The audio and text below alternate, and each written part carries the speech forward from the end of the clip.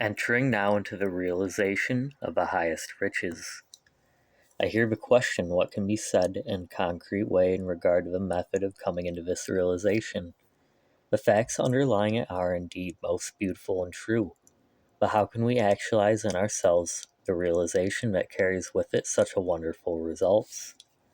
The method is not difficult, if we do not of ourselves make it difficult. The principal word to be used is the word open, simply to open your mind and heart to this divine inflow which is waiting only for the opening of the gate, that it may enter. It is like opening the gate of the trough which conducts the water from the reservoir above into the field below. The water, by virtue of its very nature, will rush in and irrigate the field if the gate is but opened. As to the realization of our oneness with this infinite life and power, after seeing it as I think we have clearly seen by this time, the relations it bears to us and we to it, the chief thing to be said is simply realize your oneness with it. The open mind and heart whereby one is brought into the receptive attitude is the first thing necessary, then the earnest, sincere desire. It may be an aid at first to take yourself for a few moments each day into the quiet, into the silence, where you will not be agitated by the disturbances that enter in through the avenues of the physical senses. There is in the quiet alone with God. Put yourself into the receptive attitude. Calmly, quietly, and expectantly desire that this realization break it upon and take possession of your soul. As it breaks in upon and takes possession of the soul, it will manifest itself to your body and mind, and from this you will feel its manifestations in every part of your body. Then in the degree that you open yourself to it, you will feel a quiet, peaceful, illuminating power that will harmonize body and soul and mind, and that will then harmonize these with all the world. You are now on the mountain top, and the voice of God is speaking to you. Then as you descend, carry this realization with you. Live in it, waking, working, thinking, walking, sleeping. In this way, although you may not be continually on the mountain top, you will nevertheless be continually living in the realization of all the beauty and inspiration and power you have felt there. Moreover, the time will come when in the busy office or on the noisy street, you can enter into the silence by simply drawing the mantle of your own thoughts about you and realizing that there and everywhere the spirit of infinite life, love, wisdom, peace, power, and plenty is guiding, keeping, protecting, leading you. This is the spirit of continual prayer. This is to pray without ceasing. That is, to know and to walk with God. This it is to find the Christ within. This is the new birth, the second birth. First, that which is natural, and that which is spiritual. It is thus that the old man, Adam, is put off, the new man, Christ, is put on. This it is to be saved unto life eternal, whatever one's form of belief or faith may be. For it is life eternal to know God. The sweet by and by will be song of the past. We will create a new song, the beautiful eternal now. This is the realization that you and I can come into this very day, this very hour, this very minute, if we desire and if we will it. And if now we merely set our faces in the right direction, it is then but a matter of time until we come to the full splendors of this complete realization. To set one's face in the direction of a mountain, and then simply to journey on, whether rapidly or more slowly, will bring him to it. But unless one set his face in the right direction and make the start, he will not reach it. It was Goethe who said, "Are you in earnest? Seize this very minute. What can you do or dream? You can begin it. Boldness has genius power and magic in it. Only engage, and then mind grows heated. Begin, and then the work will be completed." Said the young man, Gautama Siddhartha, "I have awakened to the truth, and I am resolved to accomplish my purpose. Verily, I shall become a Buddha." It was this that brought him into the life of the enlightened one, and so into the realization of nirvana right here in this life.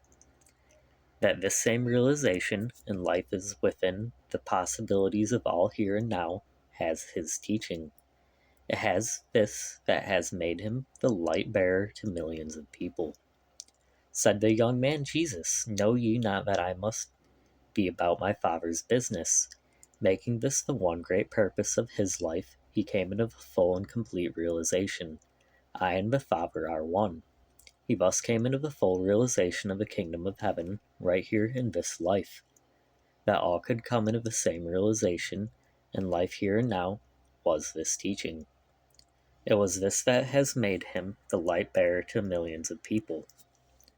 And so far as practical things are concerned, we may hunt the wide universe, though, and we shall find that there is no injunction more practical than seek ye first the kingdom of God and his righteousness, and all other things shall be added unto you. And in the light of what has gone before, I think there is no one who is open to truth and honest with himself who will fail to grasp the underlying reason and see the great laws upon which it is based.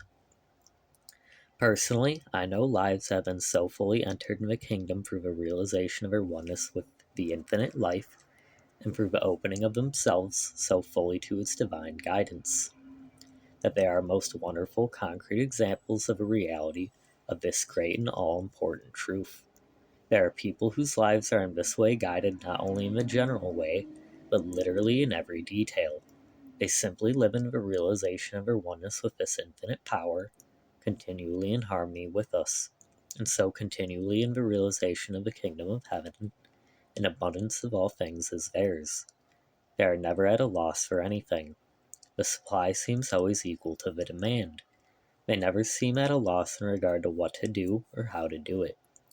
Their lives are careless lives. They are lives free from care because they are continually conscious of the fact that the higher powers are doing the guiding. And they are relieved of the responsibility.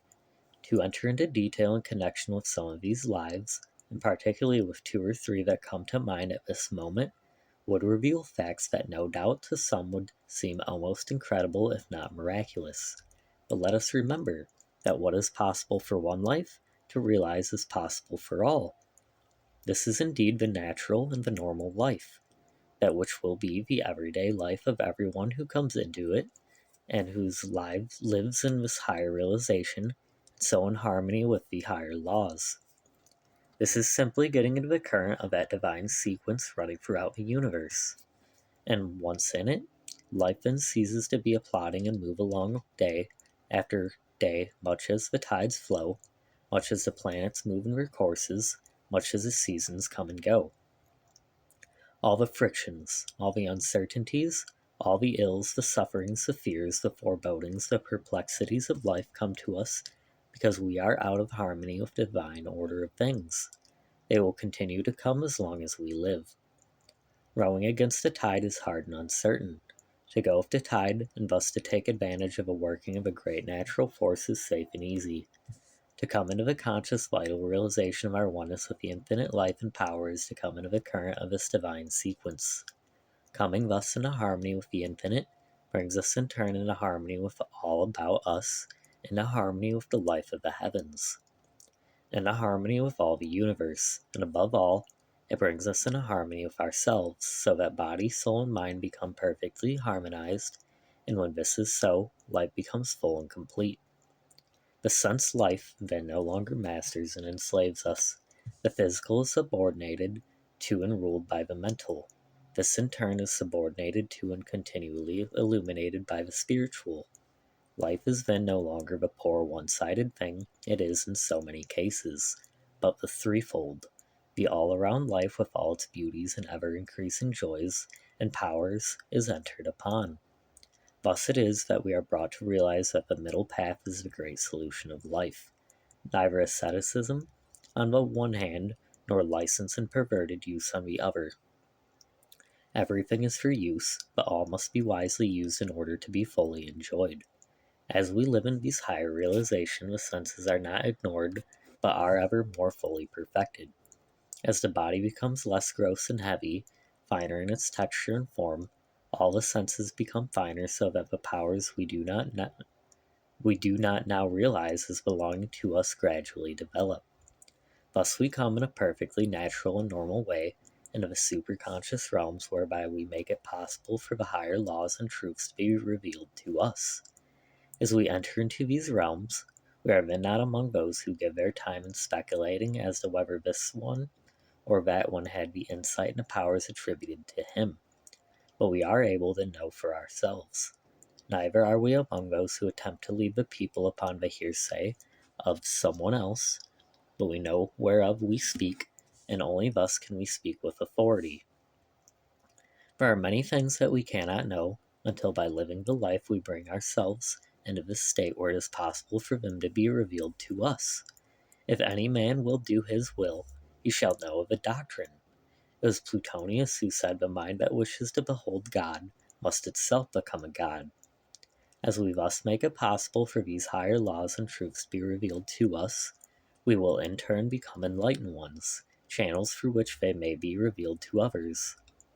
When one is fully alive to the possibilities that come with the higher awakening, as he goes here and there, as he mingles with his fellow men, he imparts to all an inspiration that kindles in them a feeling of power kindred to his own.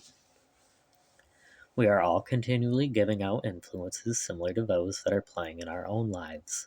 We do this in the same way that each flower emits its own peculiar odor. The rose breathes out its fragrance upon the air, and all who come near it are refreshed and inspired by this emanation from the soul of a rose. A poisonous weed sends out its obnoxious odor. It is neither refreshing nor inspiring in its effects, and if one remain near it long, he may be so unpleasantly affected as to be made even ill by it. The higher the life, the more inspiring and helpful are the emanations that it is continually sending out. The lower the life, the more harmful it is in the influence it continually sends out to all who come in contact with it. Each one is continually radiating an atmosphere of one kind or the other. We are told by the mariners who sail in the Indian seas that many times they are able to tell their approach to certain islands long before they can see them by the sweet fragrance of the sandalwood that is wafted far out upon the deep. Do you not see how it would serve to have such a soul playing through such a body, that as you go here and there, a subtle silent force goes out from you that all feel and are influenced by, so that you carry with you an inspiration and continually shed a benediction wherever you go, so that your friends and all people will say, his coming brings peace and joy into our homes. Welcome his comings, so that as you pass along the street, tired and weary and even sin sick, men and women will feel a certain divine touch that will awaken new desires and a new life in them. That will make the very horse as you pass him turn his head with a strange half-human longing look.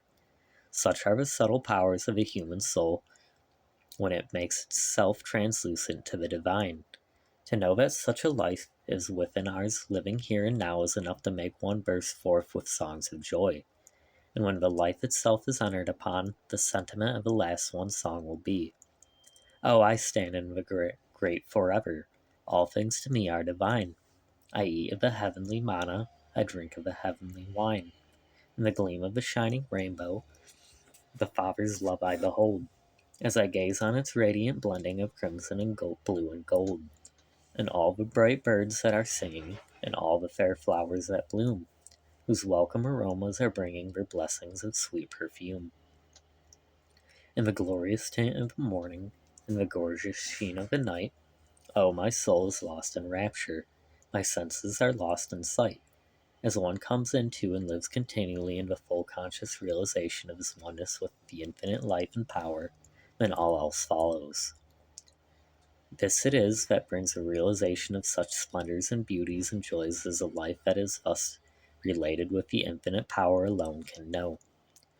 This it is to come into the realization of heaven's richest treasures while walking the earth. This it is so to bring heaven down to earth, or rather to bring earth up to heaven.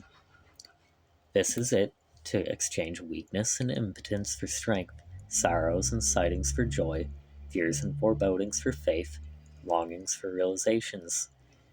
This is to come into the fullness of peace, power, and plenty.